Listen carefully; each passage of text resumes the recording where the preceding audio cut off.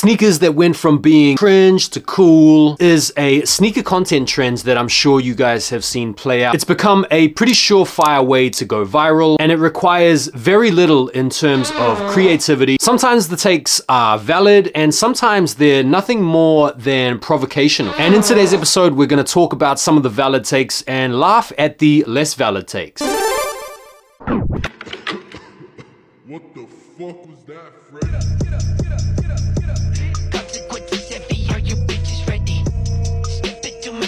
Alexander McQueen's went from cool to cringe. I don't know, man. Like, from a sneakerhead's perspective, I don't really feel like the Alexander McQueen is like a sneakerhead's sneaker. I don't feel like sneakerheads were ever really on the McQueen's vibe, so I feel like this take is a miss. So this is what I mean when it takes very little creativity and imagination to make one of these viral videos. You just open up with a trending sound and post a clip of someone dancing or maybe an interesting landscape, and then you lay out the title, sneakers that went from cool to cringe, and people are waiting for you to post the shoe so they can react to it. And then you post Rick Owens. Rick Owens.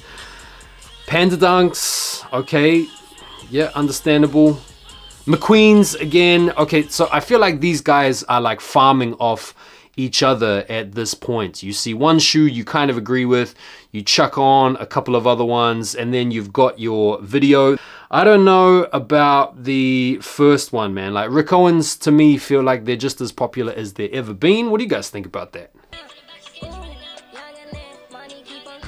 Really? Lost and founds? Are you serious? Sneakers that went from cool to cringe, lost and founds. This is probably one of the worst takes I've seen. This is no more than provocation. Whoever posted this vid is just looking to piss people off and is just looking to get people arguing in the comments. This is disingenuous content. This is content for content's sake. This guy sucks. All right, next one, same music. Panda dunks. No brainer. Same dude, part 6. Mochas. Really? Okay, man, we got to get past this dude. This dude's got the worst takes, man.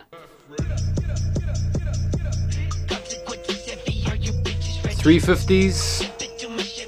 Okay, I can kind of understand where the person's coming from in that they went from being very cool to cringe just because they got a little bit overplayed and we had way too many colorways. So I can kind of understand.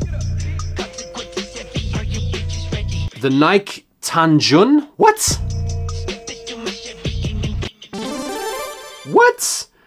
When was anyone ever talking about the Nike Tanjun? Like, we need to go into the comments here. What is, yeah, see, people are saying, when did they become cool? This guy just bought a pair.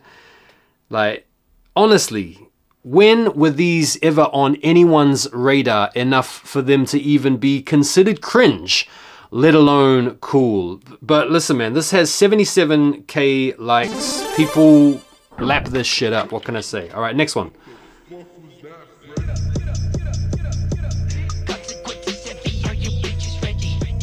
Campus. So this is an example of a sneaker that has become trendy for sure, but you're just using the trend as an excuse to contrast it against the time where it was supposedly cringe. But the reality is, this sneaker was never really on most people's radars, at least in a mainstream way. Next one.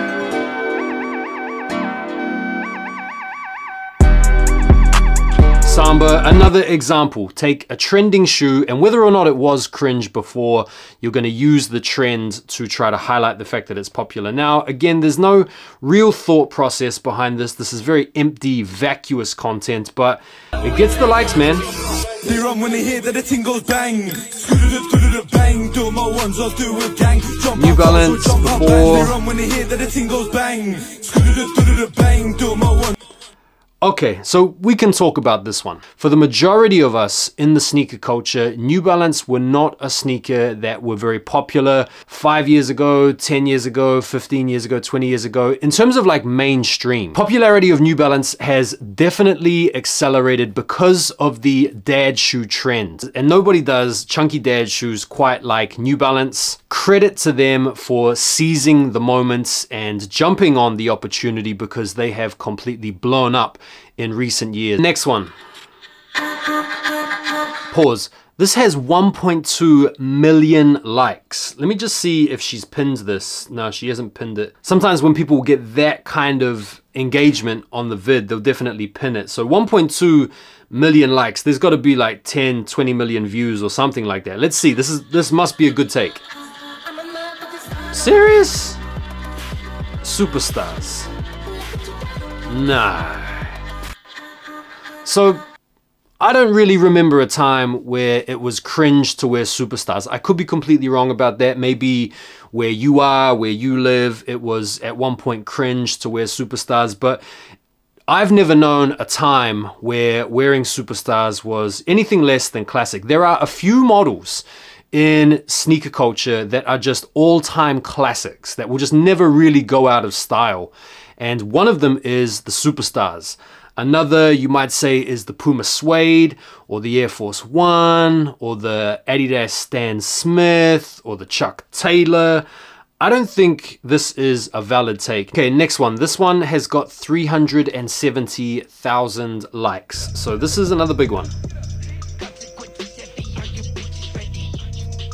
Monarchs.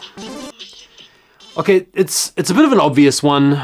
I don't know if Monarchs have really blown up massively. You see, everybody uses the same sounds, it's the same formula, it's the same format. I'm not hating on the trend, it's the trend, it's what you do, but come on.